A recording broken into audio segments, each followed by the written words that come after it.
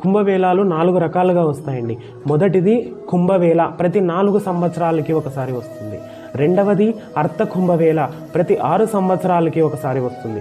మూడవది పూర్ణ కుంభవేళ, ప్రతి 12 సంవత్సరాలకి ఒకసారి వస్తుంది. నాలుగవది మహాకుంభవేళ అండి, 12 పూర్ణ కుంభవేళాలు కలిస్తే ఒక మహాకుంభవేళగా మారుతుంది. అంటే 144 సంవత్సరాలు పడుతుంది. ఇది సాధారణ మనుషులు చూడటానికి సాధ్యం కాదు అండి. ఇప్పుడు వచ్చేటువంటి పూర్ణ కుంభవేళని మహాకుంభవేళగా వ్యవహరిస్తూ ఉన్నారు. ఇది మనకు పూర్వం నుంచే సాంప్రదాయంగా ఉంది.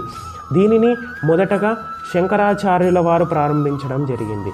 క్షీరసాగర మదనంలో అమృతం వచ్చిన సందర్భం ఆధారం చేసుకొని దీనిని నిర్వహిస్తారు. కుంభవేళ గురించి మత్స్యపురాణంలో చెప్పారండి. క్షీరసాగర మదనం జరిగిన తరువాత అమృత కలుషం కోసం దేవుళ్ళ మధ్య రాక్షసుల మధ్య 12 రోజుల పాటు ఆగకుండా భీకర యుద్ధం జరిగిందండి. దానికి ఫలితంగా అందులో ఉన్నటువంటి అమృతము 4 ప్రదేశాలలో పడడం జరిగిందండి. ఒకటి ప్రయాగ, రెండవది ఉజ్జయిని, మూడవది హరిద్వార్, నాలుగవది నాసిక్. ఇలా 4 ప్రదేశాలలో పడడం జరిగిందండి. అందుకే ఈ 4 ప్రదేశాలలో మాత్రమే కుంభవేళ నిర్వహిస్తారండి అండి. దేవుళ్లకు 12 రోజులైతే మనుషులకు 12 సంవత్సరాలు. అందుకే పూర్ణ కుంభవేళ 12 సంవత్సరాలకు ఒకసారి నిర్వహిస్తారు.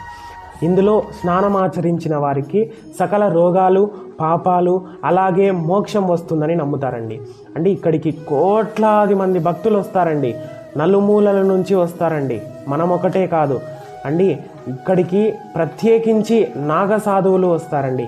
వారు ఎక్కడి నుంచి వస్తారు, ఇది పూర్తయిన తరువాత ఎక్కడికి వెళ్తారు ఎవ్వరికీ తెలియదండి. ఇదొక మిస్టరీలానే ఉంది. కాబట్టి మీకు వీలైతే వెళ్ళి స్నానమాచరించిరండి. ఈ జనవరి 13 అంటే భోగి నుంచి ప్రారంభమై ఫిబ్రవరి 26 అంటే శివరాత్రి రోజు ముగుస్తుందండి. కాబట్టి మీకు వీలైన రోజు వెళ్ళి స్నానమాచరించి రండి. హరే కృష్ణ.